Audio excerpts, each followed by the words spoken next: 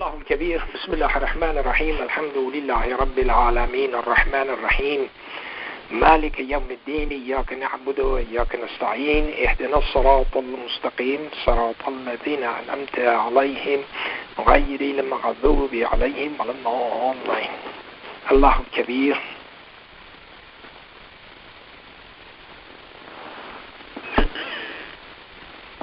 Again, we are here by God's grace and His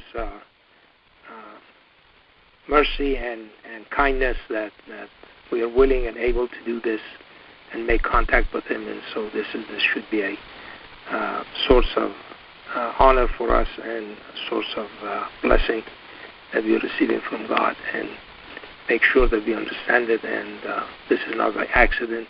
This is by divine design that God has seen it fit for us to be here today and make contact with our Creator. It's a godlike quality to be grateful, and so we have to follow Him and make sure that we are always grateful to Him, and we are always appreciative of His blessings that He has bestowed upon us, and He keeps bestowing upon us. And so the fact that we are here today is another sign for us that He is still have us on the right path, and so we are in this unique position of honor and favor that God has bestowed upon us. Again, we should always make sure that we are grateful to Him, because that gratefulness is going to get us closer to God, and He is also going to give us more of His blessings in the meantime that we are grateful to Him. What I wanted to discuss with you today is this chapter 18 in the Quran. And in chapter 18 in the Quran, this is towards the end of the chapter 74. So I want to start with verse 74, 1874. It says, "Then the two of them continued their journey until they met a boy, and he killed him." So this is the person that was given mercy from God, and Moses follows him, and he does seemingly crazy things, and Moses does not understand why he's doing this. And that's what actually he's telling him at the beginning. He said, "Look, you cannot stand what I'm doing, and so, but don't ask me any questions." So anyway, so the two of them continued their journey until they met a boy, and he killed him. So this was really a grave situation for Moses, because he could not really fathom this or understand it, that what is going on with this guy? Has he lost his mind? He said, "Why did you kill such a pure soul without him killing anyone? You indeed have committed an evil deed." So to him, obviously, killing a soul is an evil deed. It's something that we are not supposed to do. But Moses could not understand it, and so he told him that, that this is what you did, and it's a wrong thing to do. And then he said, "Did I not tell you that you could not be able to be patient with me?" So he could not wait. Moses could not wait. Moses was in this predicament that why is he doing this, and he could not understand his actions. And so throughout the Quran, when we read this and we realize from the Quran and we learn from the Quran that God is telling us in the case of Sodom and Gomorrah that God annihilated everyone except one house of Muslims. That's what God is saying. It was only we found one house of Muslims, or one house of people who were offering peace to God. They were not in a state of war with God. Once you break God's commandments, you are in a state of war with God, and there is no winning. That's unwinnable situation, and you are going to suffer the consequences. So, in this case, he was in this situation, and the idea was that in the case of Sodom and Gomorrah, there were also children there. Okay, and also we learn from the Quran that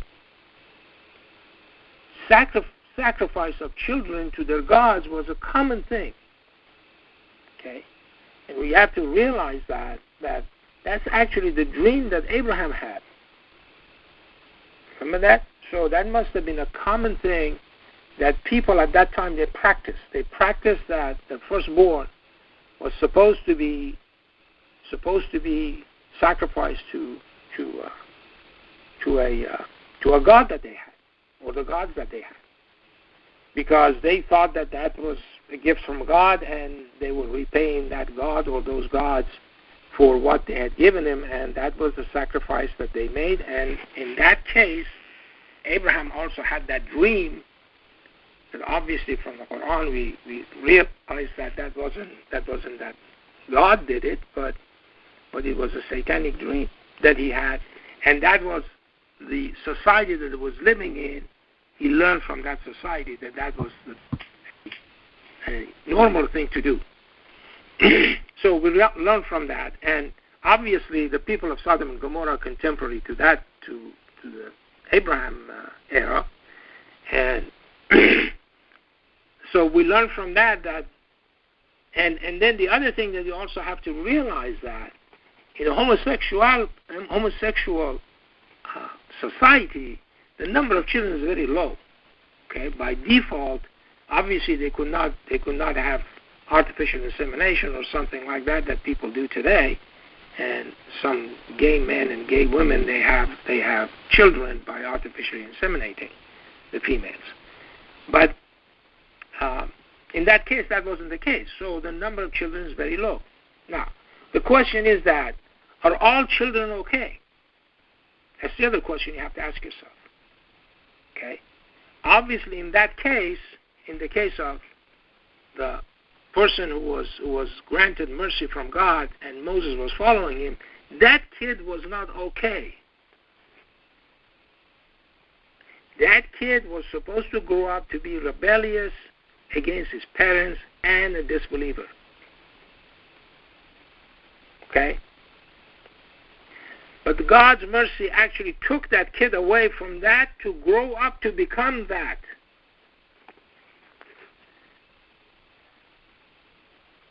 Okay? So he was gone. He didn't have a chance to become a rebellious person against God.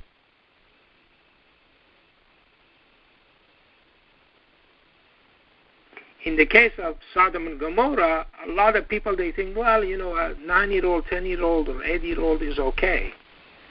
And obviously this boy was the same way, and that's why Moses was upset with him killing this kid. Okay? But in those societies that evil are practiced, evil becomes norm of the society. So children from the very beginning, they practice that evil. Okay? If you have ever seen the movie The Kite Runners, okay, you realize what I'm talking about. Okay? If you haven't seen it, go ahead and rent the movie or whatever you do, okay, and watch it. And see what's going on. What do actually children do? And now, the other question is, or the other lesson that we learn from this, that we always have to put our trust in God.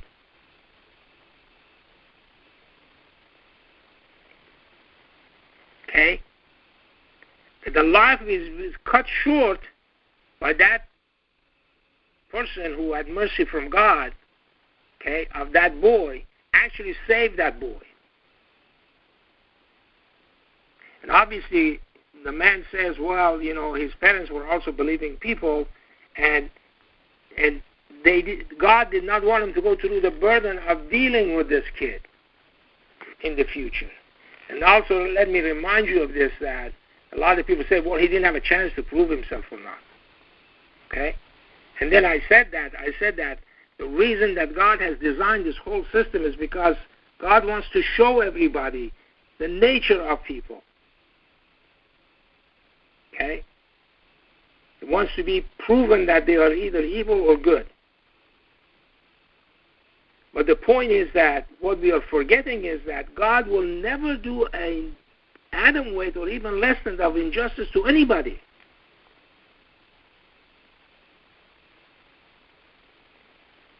Okay? So those kids who are grown up in that society, they learn from that society and they think that that's the norm. That homosexuality is a norm. It's supposed to be like that.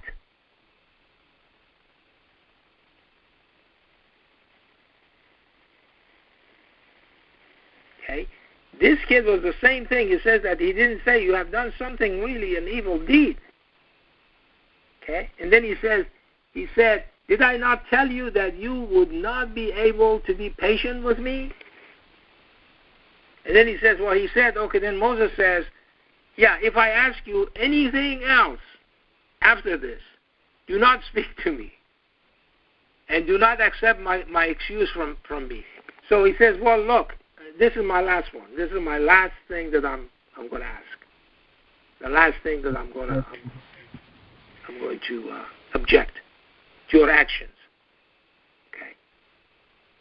So later on, what he says here, then they go on and says that they moved on until he came upon a village, and the two of them asked for food from the inhabitants, but they refused to feed them. He then found a wall about to collapse, and he made it upright. He said, why did you not ask for any wage? You just did this for free, and these guys were mean to us. Again, another puzzle for Moses. And then he said, now you and I shall part ways, and I shall inform you of what you could not wait to find out. Okay. The guy finally said, okay, enough is enough. That's it. That's where we're going to part ways. Okay. And then he tells them about, I didn't read that part, the ship. Okay, as for the ship, it belonged to poor people who worked at the sea, and I decided to make it defective because a king was coming, confiscating all ships forcibly. And the boy, his parents were faithful. We feared that he would grow up overwhelming them with rebellion and unfaithfulness. Okay. Our decision was based on the fact that their Lord will substitute a purer and kinder one than the one they had. Okay? So the idea was that he knew the future, what's going to happen. That a righteous kid is going to be the lot because they were believing people. So sometimes these things happen in people's lives and we think that somehow these are bad things.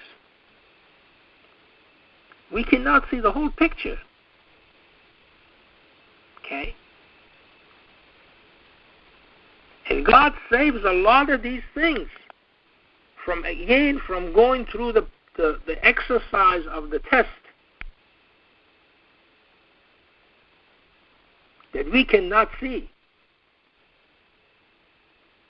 And we question God's wisdom at that time. And that's exactly what Moses was doing.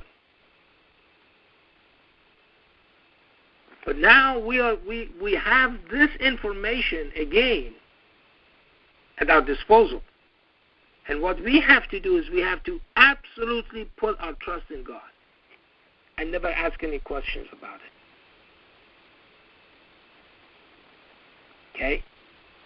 The answer to these questions, how about the children, how about this and that, the others, is that God knows best. God would never do an iota of injustice to anybody.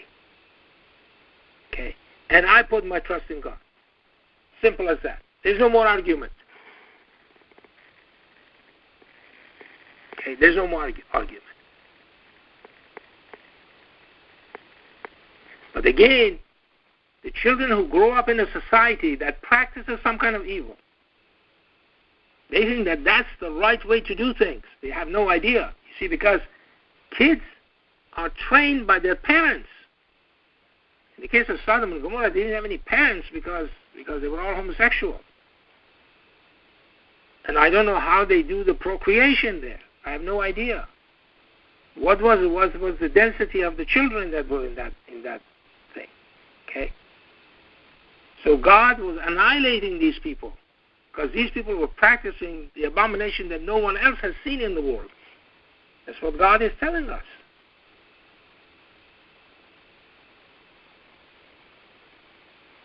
So we have to remember that our position should be that we put our trust fully in God. That we are not going to question His wisdom, question His mercy, question His kindness, question His grace. Okay? And love that He has for everything.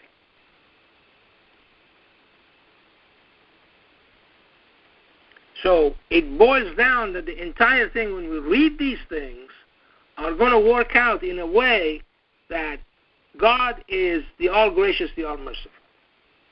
That's all the information that I get from this. So when I read these verses in here and put it with the rest of the verses in the Quran, okay? Because obviously, human sacrifice, in the case of children, firstborn, that in the case of Abraham, okay, that's what they did. That was a practice that they did. It's completely forbidden. That's why God says, "Oh, Abraham, wait. Hold it right there."